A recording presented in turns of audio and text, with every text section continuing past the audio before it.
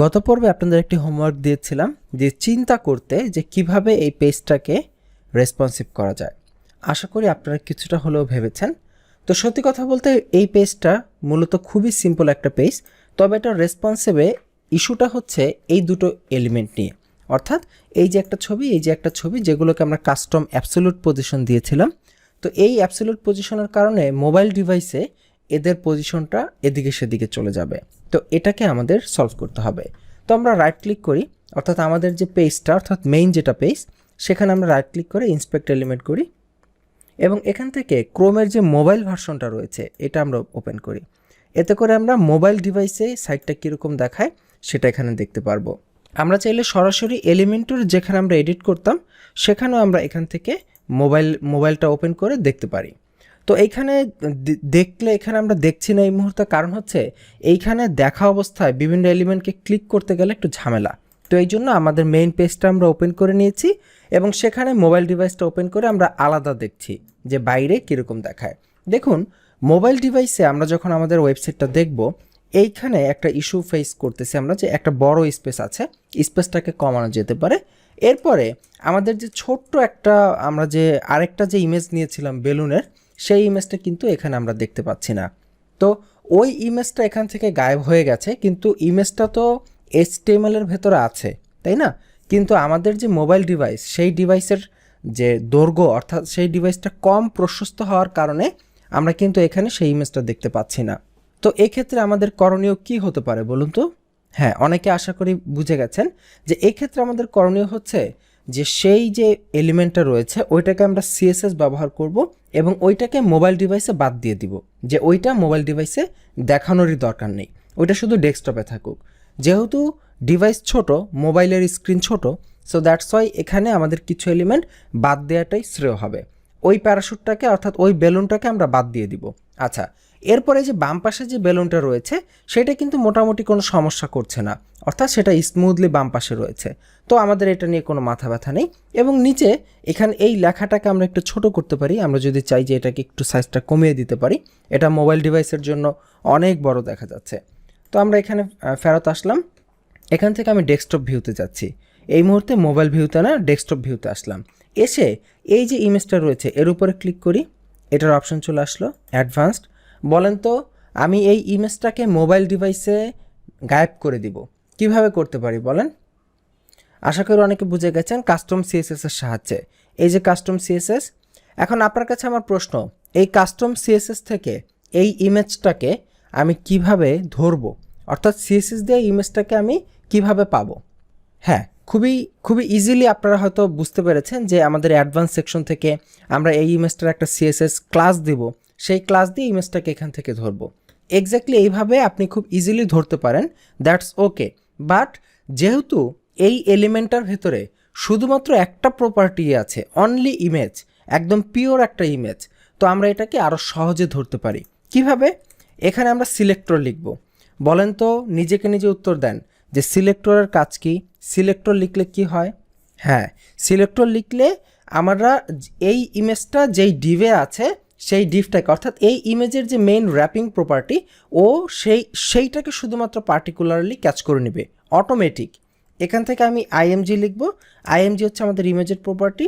এবার ধরেন এটাকে আমি কোনো স্টাইল দিতে পারি বা আমাদের ইচ্ছা মতো দিতে পারি। তো আচ্ছা, আমরা কি চাচ্ছি? আমরা চাচ্ছি মোবাইল ডিভাইসে হাইট হবে। তো মোবাইল ডিভাইসে হাইট করার সিস্টেম কি? আমাদের মিডিয়া কোয়েরি লিখতে হবে, রাইট? ম্যাক্সিমাম উইডথ কত হবে বলেন তো? 767 বা 768 পিক্সেল, নো প্রবলেম। এবার এর ভেতরে আমরা এটা লিখব, সিলেক্টর দেন ইমেজ।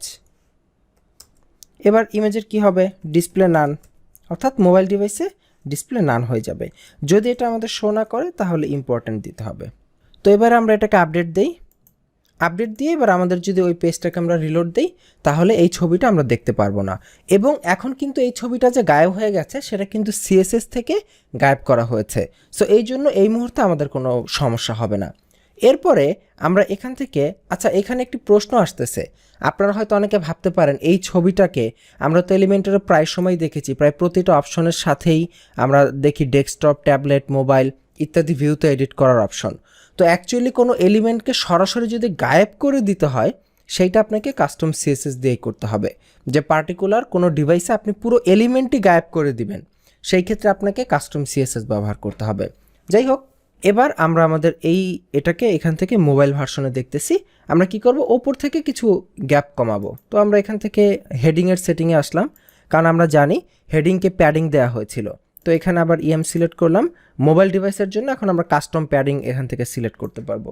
যেমন এখানে 15 প্যাডিং আমরা এখানে নিতে পারি।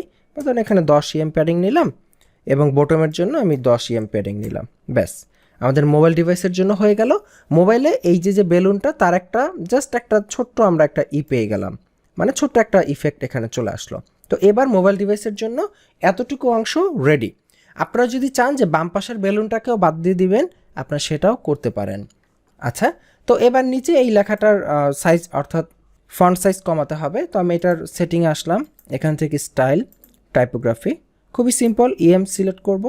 এখানে কতটুকু হবে সাইজ, এটাকে স্ক্রিনের মাঝ পজিশনে নিয়ে আমি এটার সাইজটাকে এখান থেকে সিলেক্ট করে দিচ্ছি, যে মনে করেন এতটুকু, আর এটার লাইন হাইটটা একটু বাড়িয়ে দিই। ওকে, ব্যাস, মোবাইল ডিভাইসে এরকম দেখাবে।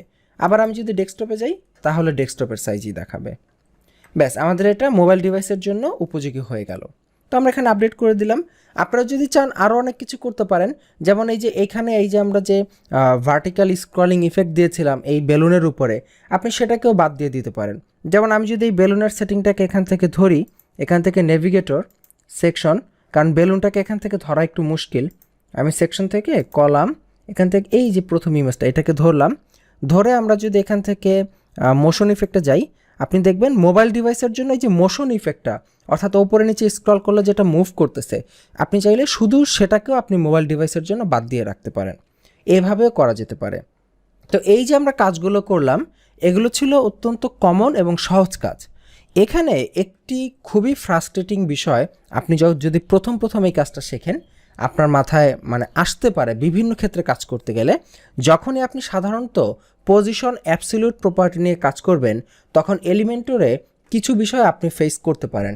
সেটা হচ্ছে, অনেক সময় দেখবেন কোনো এলিমেন্টের পজিশন অ্যাবসলিউট নিয়ে কাজ করলে আপনার ওয়েবসাইটের ডান পাশে একটা ফাঁকা জায়গা চলে আসতেছে, অর্থাৎ ওয়েবসাইটটাকে স্ক্রল করে ডানে গেলে একটা গ্যাপ চলে আসতেছে। অনেক সময় এরকম হবে। তো এই ধরনের সমস্যা যদি ফেস করেন, তখন আপনাকে যেটা করতে হবে, যে ধরেন আপনার যে সেকশনের সেটিং, সেই সেকশনের সেটিংয়ে যাবেন, এখান থেকে ওভারফ্লো হিডেন করে দিবেন। ওভারফ্লো হিডেন করলে ডান পাশের গ্যাপটা তখন চলে যাবে।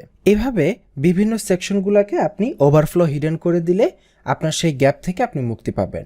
তো এইটা এই মুহূর্তে এই জায়গায় ক্রিয়েট হয় নাই, কিন্তু অনেক সময় দেখা গেছে যে ডান পাশে আপনার গ্যাপ চলে আসতেছে, তখন সেটা আপনি জাস্ট ওভারফ্লো হিডেন করে দিলেই সেই গ্যাপটা চলে যাবে।